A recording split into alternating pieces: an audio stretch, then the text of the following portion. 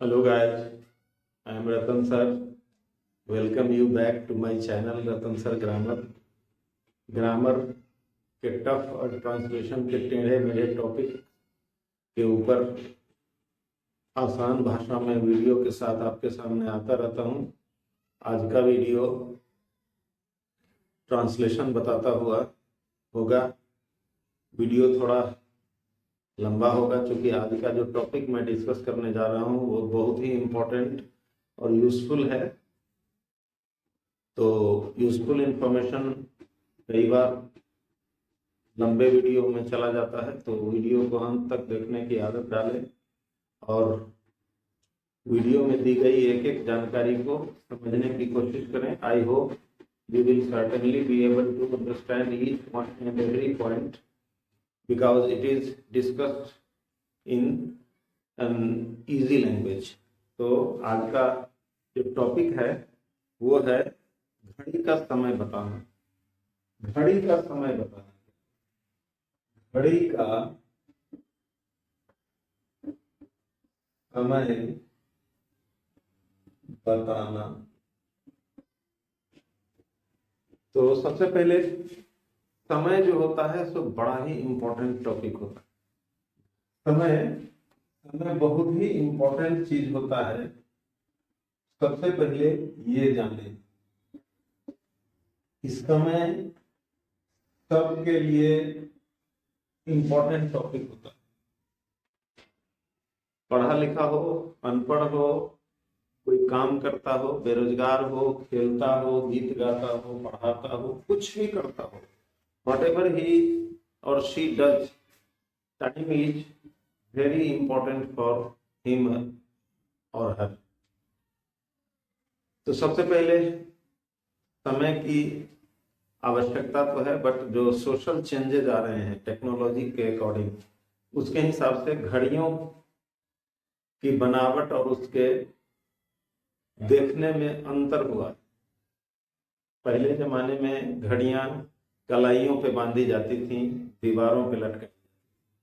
आज भी घड़ियां कलाइयों में बांधी जाती हैं, बट आपके मोबाइल फोन अथवा स्मार्टफोन ने आपकी कलाइयों की घड़ियां छीन ली हैं। अब लोग कलाई पे घड़ी बांधना जरूरी नहीं समझते और अपने जब भी आवश्यकता होती है तो अपने मोबाइल फोन में टाइम देख करके अपना काम करते रहते हैं। तो परिस्थितियां बदली हैं, समाज बदला है, तो समय देखने के तरीके भी बदल गए। तो अब हम लोग मोबाइल फोन में टाइम देखते हैं, बट फिर भी टाइम हमारे लिए बहुत ही इम्पोर्टेंट होता है। हम कुछ भी करें तो हम समय देख करके ही हम कोई भी काम करते हैं। तो जब घड़ियां कलाइयों में बांधी जाती थीं और एकमात्र वही समय देखने का साधन होता था, तब घड़ी की बनावट जो होती थी पुराने, बहुत ही पुराने टाइम में, मेरे बचपन के टाइम की बात, तो घड़ियों में चाबियां डालनी पड़ती थी। 24 घंटे में एक बार घड़ी में चाबी डालनी पड़ती थी। अगर चाबी डालना छूट गया तो घड़ी स्लो होती थी और बाद में बंद हो जाती थी। ऐसी हालत में लोगों को रेडियो से टाइम मिलाना पड़ता था। सबके हाथों हाथ रेडियो होता था। इंफॉर्मेशन और इंटरटेनमेंट का एकमात्र साधन होता था रेडियो। आज रेडियो नहीं है, आज उसका स्थान ले लिया टेलीविजन ने।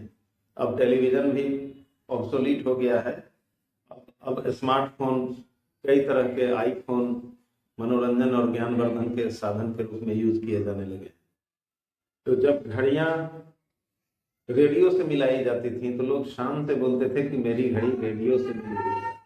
अब इसके बारे में मैं एक ये जानकारी दूं कि एक आदमी ने इसी तरह से कहा कि आपकी घड़ी रेडियो से मिली हुई है क्या? तो उस आदमी ने कहा कि नहीं, मेरी घड़ी ससुराल से मिली हुई है। मतलब उसको ससुराल में दहेज के तौर पे घड़ी दी गई थी, तो ऐसा कहा उन्होंने।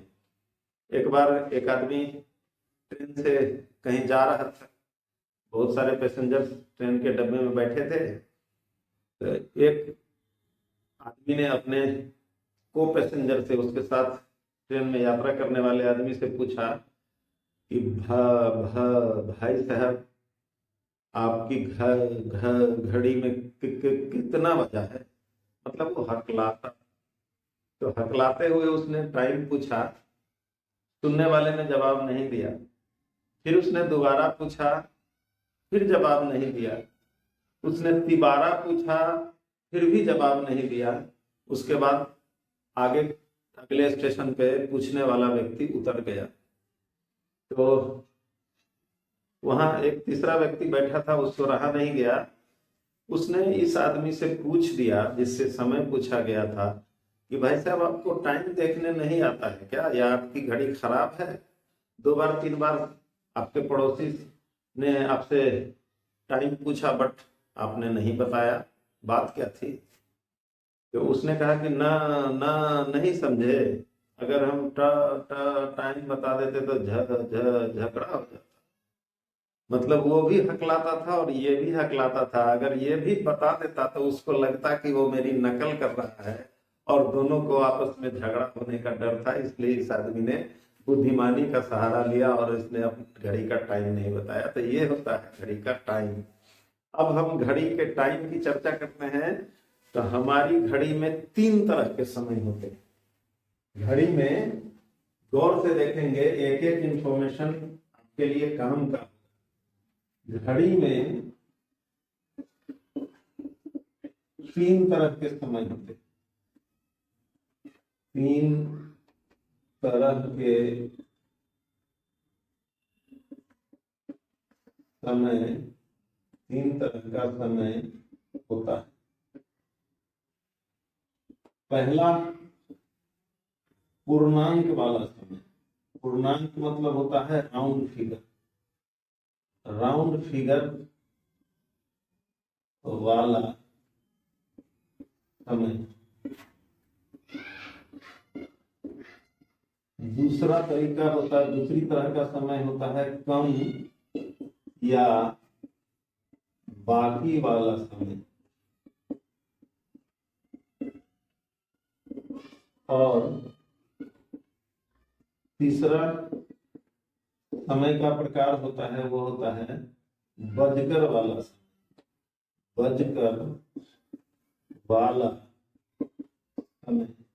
अब इन तीनों तरह के समय को बारी बारी से कैसे बताया जाएगा, ये आप सीखिए। तो सबसे पहला टाइम है राउंड फिगर वाला टाइम। राउंड फिगर वाला टाइम। राउंड फिगर मतलब घड़ी में 1 से लेकर 12 तक बजता है। तो 1 या 2 या 3 इस तरह से गिनते गिनते अगर 12 तक हम पहुंचते हैं तो ये यही है पूर्णांक, पूर्ण अंक, कंप्लीट डिजिट। जैसे 1 बजा है, 1 पूर्ण अंक है, या 5 बजा है, 5 पूर्ण अंक है। तो पहले राउंड फिगर वाला टाइम बताने का क्या सूत्र होता है, ये जानिए।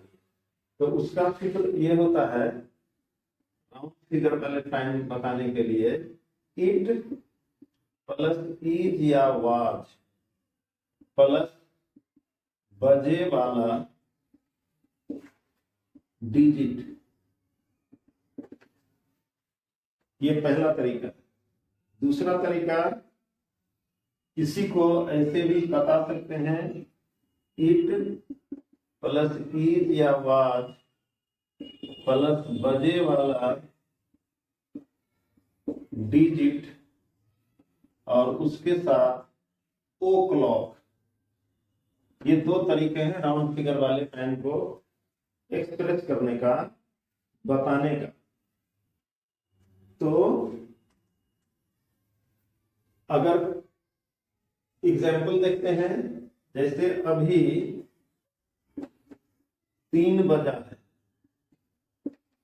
इसका ट्रांसलेशन इट इज 3 नाउ, या नहीं तो इट इज 3 o'clock नाउ। ये दोनों तरीके। जैसे 7 बजा था, 7 बजा था, तो इट वाज 7, इट वाज और बजे वाला डिजिट, या नहीं तो it was 7 o'clock। Round figure वाला टाइम इसी तरह से बताया जाता है। इसको गौर से देखें, इसमें कोई टेढ़ी मेढ़ी कुछ भी चीज नहीं है। अब दूसरा जो तरीका है उसकी चर्चा करते हैं, और वो होता है कम या बाकी वाला।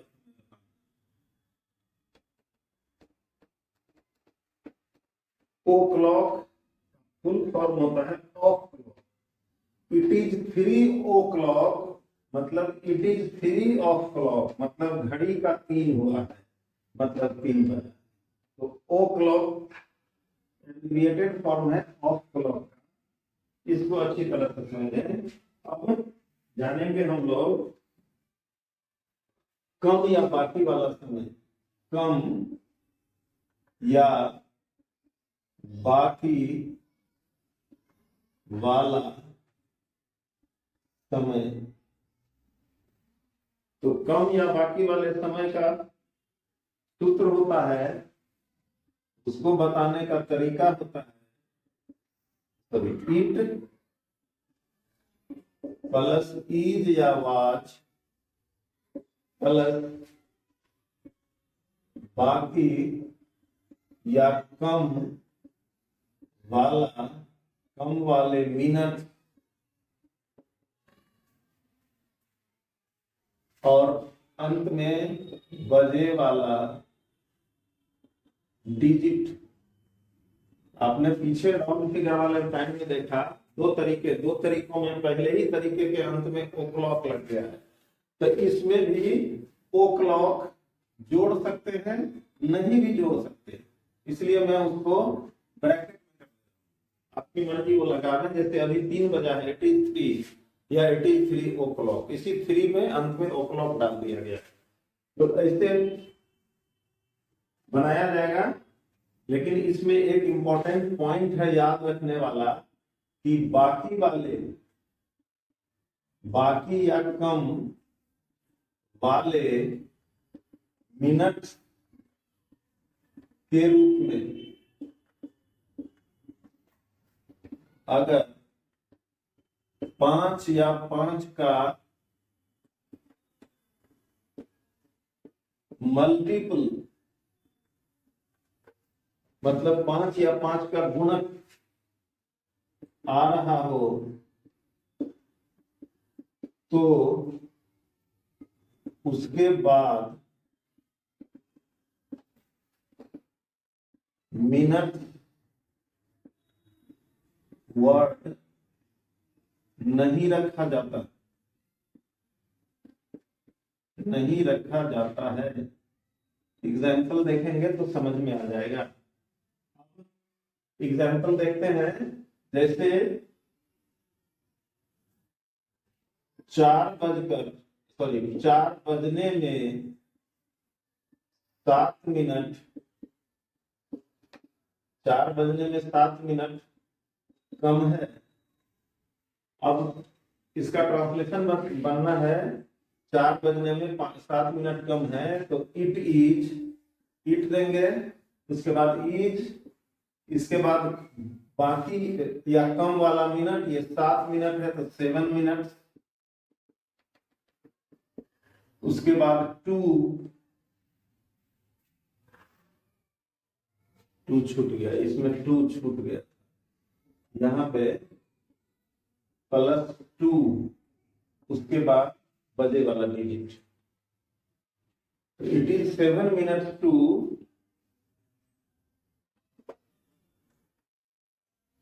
4 या 4 o'clock। ओ क्लॉक डाले नहीं डाले आपकी मर्जी, इसलिए मैं उसको ब्रैकेट में लिख देता। अगर रहेगा 10 बजने में 10 मिनट बाकी है, तो इसको अगर ट्रांसलेट करेंगे, इट इज, अब कितना मिनट बाकी है सो पहले लिखना है, और वो है 10। 10 है 5 का मल्टीपल, 5 या 5 का गुणक, गुणक मतलब वैसी संख्या जिसमें 5 से भाग देने से पूरा पूरा कट जाए, उसको 5 का मल्टीपल कहा जाता है। तो मल्टीपल, तो अगर यहाँ 10 है 5 का मल्टीपल, तो इसको देंगे 10। यहाँ पे मिनट्स नहीं यूज होगा, जो यहाँ मिनट्स दिया गया था 7 मिनट्स, यहाँ 10 मिनट्स नहीं होगा।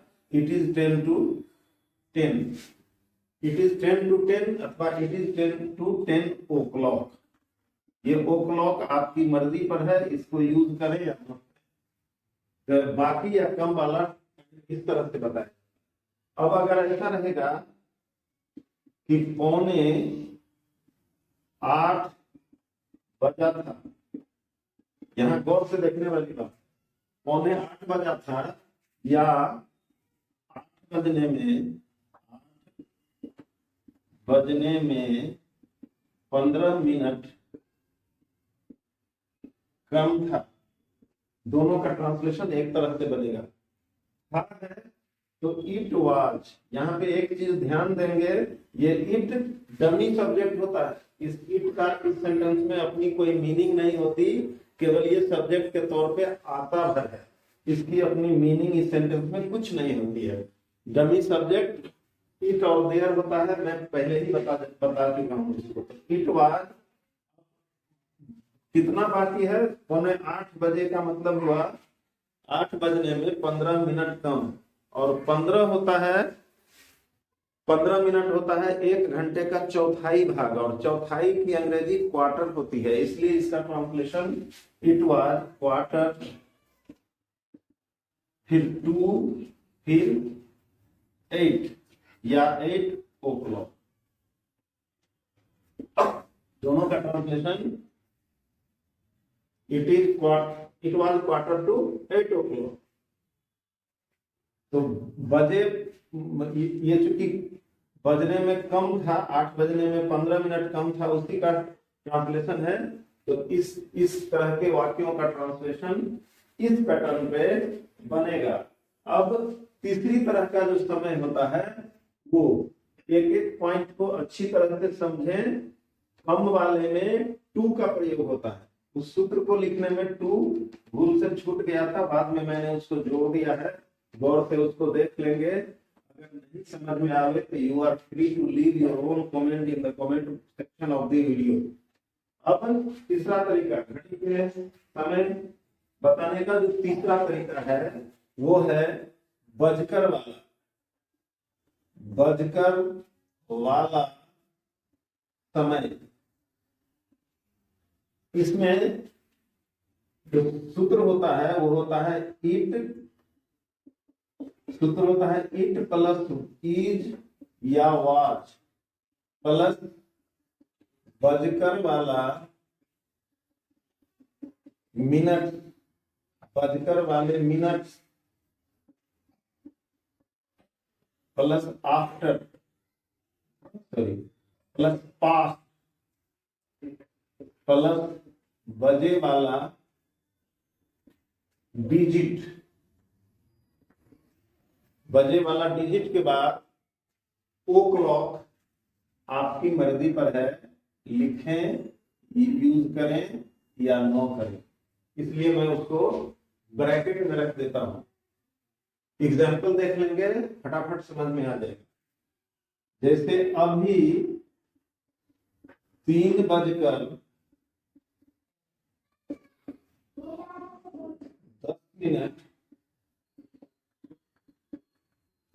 हुआ है। अब यहाँ बजकर वाला है, तो इसका ट्रांसलेशन इट, इट के बाद इज, फिर बजकर वाला मिनट, तो कितना मिनट हुआ है, 10 मिनट, तो 10 मिनट, और उसके बाद पास, और उसके बाद 3 बजे तो 3। इट इज 10 मिनट्स पास्ट 3, अथवा आप चाहें तो इस 3 के बाद ओ क्लॉक भी रख सकते हैं। ये हुआ it was, it is, sorry 10 minutes past 3। अगर जैसे 4:10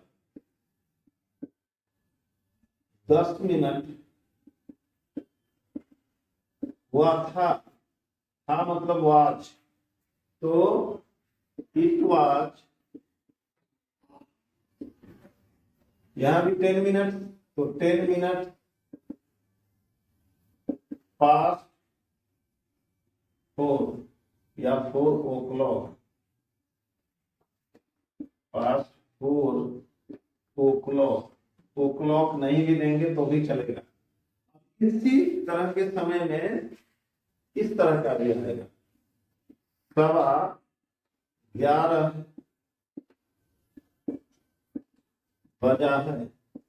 अब यहाँ 11:15 बजा है, या नहीं तो 11:15 हुआ है। दोनों का ट्रांसलेशन एक जैसा बनेगा। और वही बात कि 15 मिनट 1 घंटे का चौथाई भाग होता है, इसलिए इसका ट्रांसलेशन ऐसे बनाएंगे, इट इज क्वार्टर पास्ट 11 या 11 o'clock। वहां पे पौने बार, अगर 11:15 रहता तो क्वार्टर टू 11, और 11:15 है तो क्वार्टर पास्ट 11। ये ध्यान रखने की बात। इसी तरह के समय में ऐसा भी आता है, 7:30 बजा था, या 7:30 हुआ था।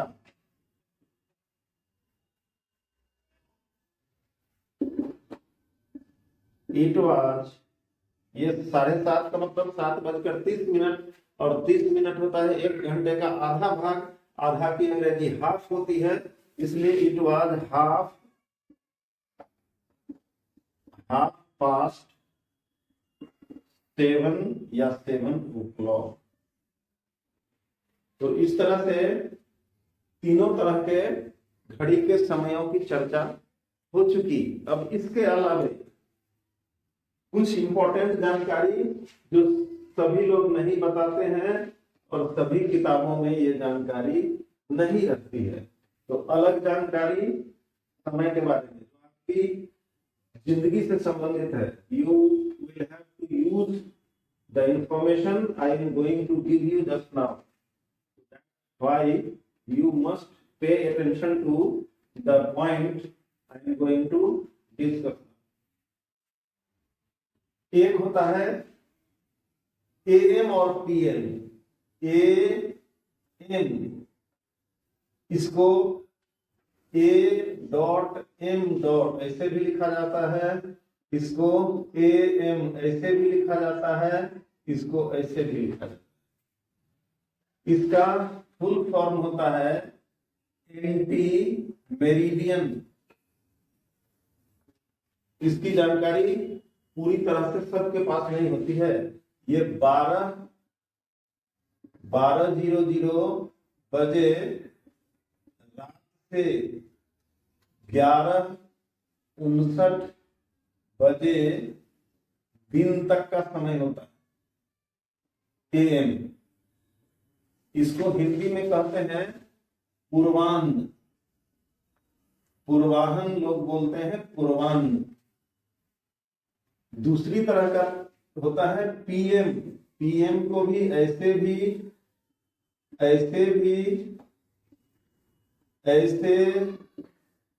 और ऐसे 4 तरह से लिखा जाता है। इसका फुल फॉर्म होता है पोस्ट मेरिडियन। पोस्ट मेरिडियन, इसका हिंदी माने होता है अपराह्न। अपराह्न, इसको अपराह्न बोलते रहते हैं लोग। ये 12 बजे दिन से 11:59 बजे रात तक का टाइम हो गया। सॉरी, 12 बजे रात से 11:59 बजे दिन तक का हो गया। 11:59 के बाद 12 बजेगा, तो यहाँ 12:00 बजे 11:59 बजे दिन के बाद 12 बजे दिन होगा, तो 12 बजे दिन से फिर 11:59 बजे रात तक, यही 24 घंटे का चक्र समय का चक्कर। फिर 11:59 रात के बाद 12 बजे का, यही समय का चक्र 24 घंटों तक चलता रहता है। इस तरह से अगर कहीं पर आदमी को, आपको हो सकता है ट्रेन या फ्लाइट पकड़ने में AM PM की आवश्यकता पड़े, तो अगर कहीं पे लिखा रहेगा 10 PM, इसका मतलब ये 10 बजे रात का समय, ये 10 बजे रात का टाइम। अगर कहीं पे लिखा रहेगा 4 AM, मतलब ये 4 बजे भोर का समय हुआ, सुबह 4 बजे, तड़के 4 बजे। तो ये भी टाइम आपको जानना इंपॉर्टेंट होता है। अब साथ में 12 घंटे का, 24 घंटे का टाइम फॉर्मेट होता है, 24 आवर टाइम फॉर्मेट। इसमें ये बहुत इंपॉर्टेंट है, रेलवे का टाइम है ये रेलवे में यही टाइम चलता है। तो इसमें 24 घंटे कैसे जोड़े जाते हैं इसको जानिए। दिन के 12 बजे, सॉरी, रात के 12 बजे से के बाद 1 बजता है, 1 2 3 4 होते होते दिन के 12 बजे के बाद, फिर 12 बजे के बाद 1 नहीं बजता है रेलवे में, 12 बजे दिन के बाद 13 14 15 16 इस तरह से होता है, फिर रात में 24, रात के 12 बजे 24, फिर रात के 1 बजे से 1 2 3 4, इस तरह से 24 घंटों का उसमें चक्र चलता है। तो रेलवे का टाइम टेबल के अनुसार आपकी ट्रेन 23:38 पर है, आपका ट्रेन टाइम 23:38 बजे है, इसका मतलब हुआ ये रात के 11:38 बजे का टाइम हुआ, क्योंकि 12 बजे दिन के बाद 13 14 15 इस तरह से बजने लगता है। तब जोड़ के देखेंगे, जो भी टाइम आपको 12 बजे के बाद वाला मिले 13 14 15, उसमें से 12 घटा दें, ये टाइम मिल जाएगा। जैसे इसमें से 12 अगर घटा देंगे तो 11:38 आ जाएगा। वो भी टाइम आपको जानना इंपॉर्टेंट है आपके वास्ते। अगर एक एक जानकारी हमने टाइम के बारे में दी, अब जो इम्पोर्टेंट पॉइंट है इस वीडियो के अंत में, वो जानकारी है 10 से 15 हिंदी वाक्यों वाला आपके लिए टेस्ट का एक्सरसाइज। तो अब आगे मैं आपको दे रहा हूं कुछ हिंदी वाक्यों को समेटते हुए जितनी बातें बताई गई हैं उतनी बातों को टेस्ट करने वाला एक एक्सरसाइज, जिसको आप खुद बना करके चेक करेंगे कि इस वीडियो में डिस्कस किए गए पॉइंट्स को आपने समझा या नहीं समझा, तो कितना, नहीं समझा तो क्यों नहीं समझा। तो इसके बाद एक इंपॉर्टेंट पॉइंट मैं अंत में और डिस्कस करूंगा। हर वीडियो के अंत में कुछ इंपॉर्टेंट पॉइंट डिस्कस होता है, ये मैं पहले भी बता चुका हूं। तो वीडियो में बने रहिए, और अंत में बहुत ही इंपॉर्टेंट घड़ी से संबंधित घड़ी के समय से संबंधित कुछ इंपॉर्टेंट बातें बताई जाएंगी। पहले 10-15 हिंदी वाक्यों वाला एक छोटा सा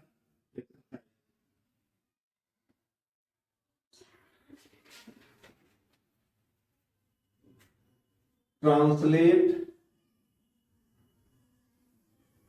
द फॉलोइंग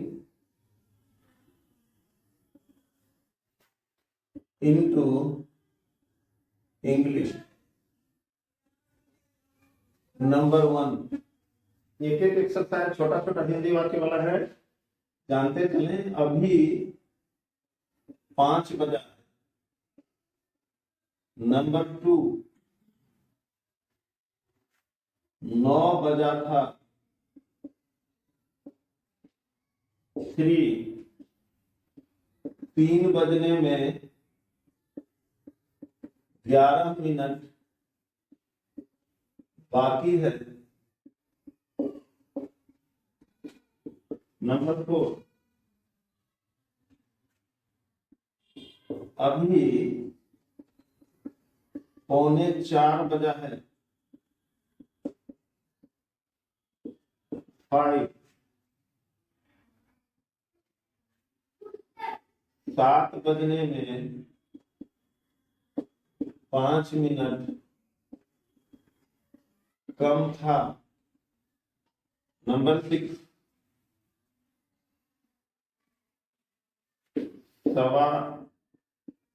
8:15 बजा था।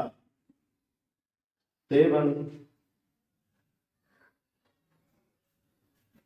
6:12 हुआ है। 6:12 हुआ है। नंबर 8, 10:30 बजा है। नंबर 9, 11:11 हुआ था। 11:11 हुआ था। नंबर 10,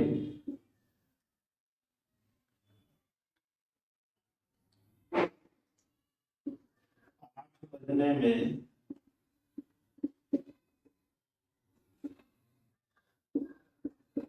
10 मिनट कम है। 11,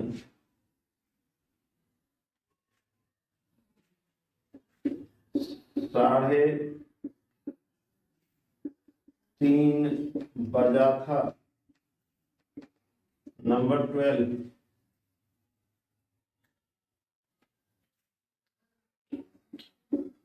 अभी ठीक 12 बजा है।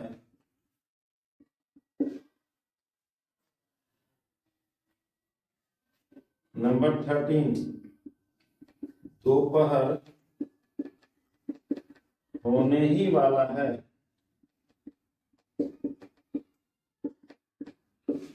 एंड नंबर 14, लास्ट, 10 बजने ही वाला है। अब इसमें 2 हिंदी वाक्य ऐसे दिए गए हैं जिसकी जानकारी अभी तक नहीं दी गई थी, जैसे दोपहर होने ही वाला है या 10 बजने ही वाला है। तो इस तरह के वाक्यों को अगर बनाना हो तो उसके लिए थोड़ा सा ट्विस्ट करके बनाया जाएगा और बन जाएगा। तो अब जो मैंने कहा था कि सेंटेंस के अंत में कुछ इंपॉर्टेंट जानकारी, जो यहाँ पे जानकारी दी जाती है घड़ी के समय के बारे में, कुछ इंपॉर्टेंट, कुछ और हिंदी वाक्य हैं 10-15 जो आपको बहुत ही अच्छी जानकारी देकर के जाएगा। तो आगे देखें, घड़ी से संबंधित, समय से संबंधित कुछ खास वाक्य, special sentences relating to time, special sentences related to समय से संबंधित कुछ खास बात जो आपको एवरीडे लाइफ में काम पड़ने वाला। तो जैसे अभी ठीक 2 बजा, अगर ये बताना हो तो इट इज जस्ट 2 अथवा इट इज जस्ट 2 o'clock। 12 बजने ही वाला है, बजने ही वाला है, इसको बताना है। तो इट इज जस्ट ऑन 12, इसमें जस्ट ऑन बताया जाए, बजने ही वाला है। अगर बताना हो अभी कितना समय हुआ होगा, अभी कितना समय हुआ होगा आपका क्या अनुमान है। अगर इस वाक्य को इंग्लिश में बताना होगा तो बताएंगे what time do you make, what time do you make, या what do you make the time, what do you make the time. अगर कहना पड़े मेरी घड़ी बंद हो गई, मेरी घड़ी बंद हो गई, तो माई वॉच स्टॉप। अगर बताना हो क्या आपके या आपके पास घड़ी है, ये बताना है। तो इस बात को do you a watch on you ऐसे बताते हैं। स्पोकन इंग्लिश में ये सब काम आने वाले सेंटेंसेस हैं, गौर से देखें और याद कर ले, याद रख ले। अगर ऐसा कहना हो क्या आप घड़ी देखना जानते हैं, घड़ी देखना जानते हैं, किसी से अगर ये पूछना हो तो इसको बताएंगे do you know how to tell, या इतने के बदले टेलिंग द टाइम। मतलब do you know how to tell the time या do you know telling the time, ये बताएंगे।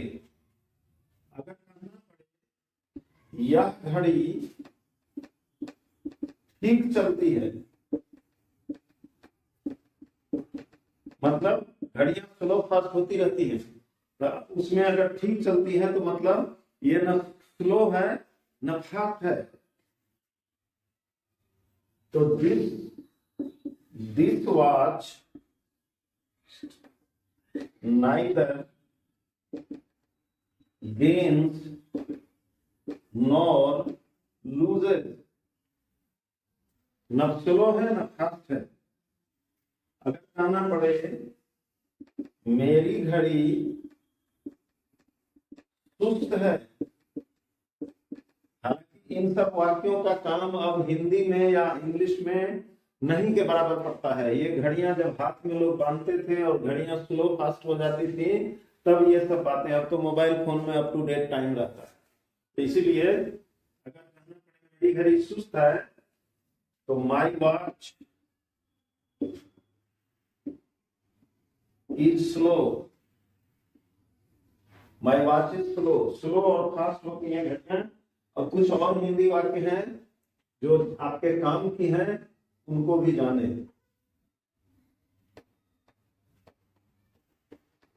एक एक हिंदी वाक्य और उसकी अंग्रेजी, जैसा इंग्लिश सेंटेंस जो आपको स्पोकन इंग्लिश में काम आने वाले सेंटेंसेस हैं, इसलिए उनको याद करना और याद रखना इंपॉर्टेंट है। हमने बताया पहले भी था कि एजुकेशन के 3 लेयर होते हैं, 3 लेयर्स ऑफ एजुकेशन।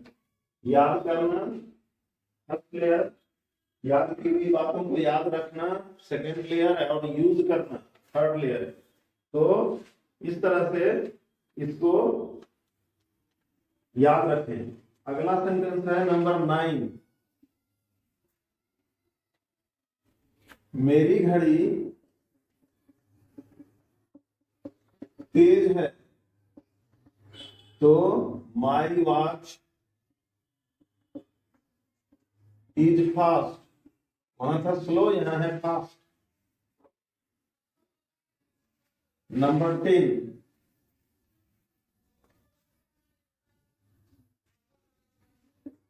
तुम्हारी घड़ी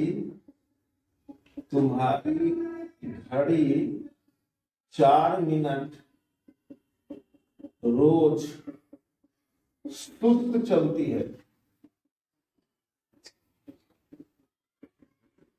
तो इसको बताएंगे योर वॉच 4 मिनट रोज सुस्त चलना, मतलब जो रियल टाइम है उससे 4 मिनट समय बताना।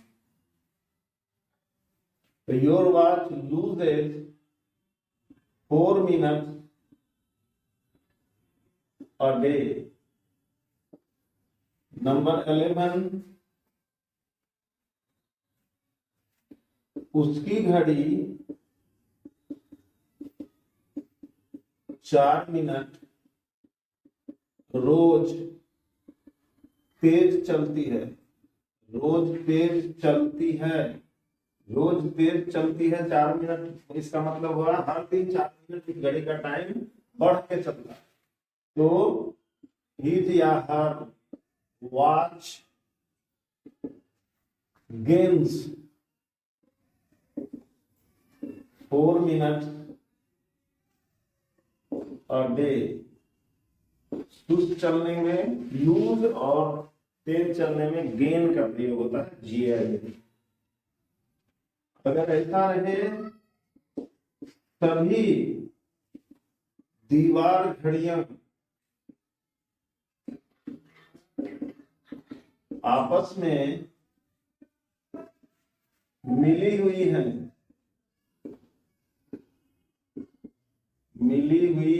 मतलब सभी का समय आपस में मिला हुआ है, कोई किसी से कम या अधिक नहीं है। तो ऑल द क्लॉक्स, दीवार घड़ी को क्लॉक कहा जाता है। तो all the clocks are synchronised. Number 13 and last. मेरी घड़ी रेडियो से मिली हुई है। इसका मतलब मेरी घड़ी का समय रेडियो के समय से मिला हुआ है। तो my watch is timed to the radio.